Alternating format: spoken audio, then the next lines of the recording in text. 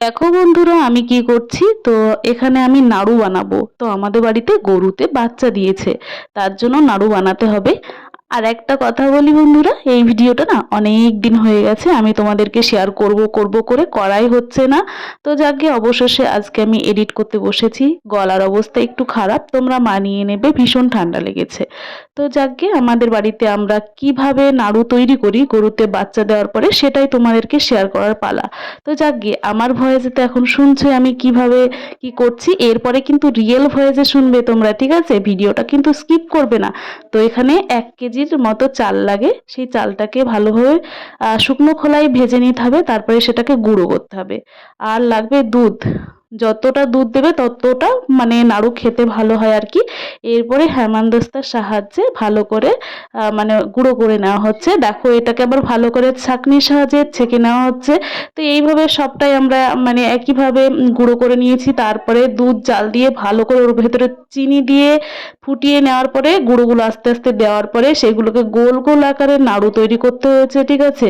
তো সেই দিনকে আমি এতটাই ব্যস্ত ছিলাম, আমি সম্পূর্ণ দেখাতে পারিনি, একজনকে সাজাতে গেছিলাম। তো যাক গিয়ে দেখো হয়ে গেছে নাড়ুটা, আমি তারপরে দেখাতে পারিনি। তো এখন দেখতে থাকো ভিডিওটা, বাচ্চারা কি করছে কিভাবে কি বলে, চলো।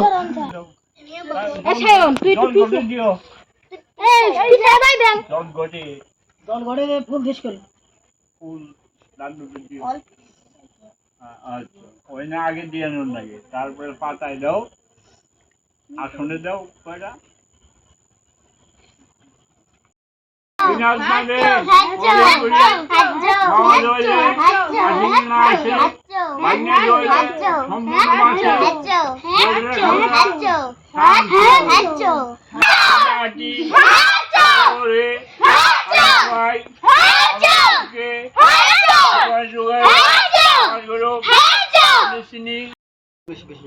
আমি বাতাসে দিছি গো এত কোলা তো এ দানা লুত মানে তোরা সাথে না বড় দিছে কে দাদা পরে দিকে দাও আচ্ছা কোলা দিবে দিবে দেবে দেবে নাড়ু দেবে বুঝে দিলাম না হ্যাঁ হ্যাঁ দাও না দাও না দাও না জল দাও দেখি ওই জানি মাইটা এদিকে তো সে তো দেখি হ্যাঁ ধরছে খাই বলাইছে এই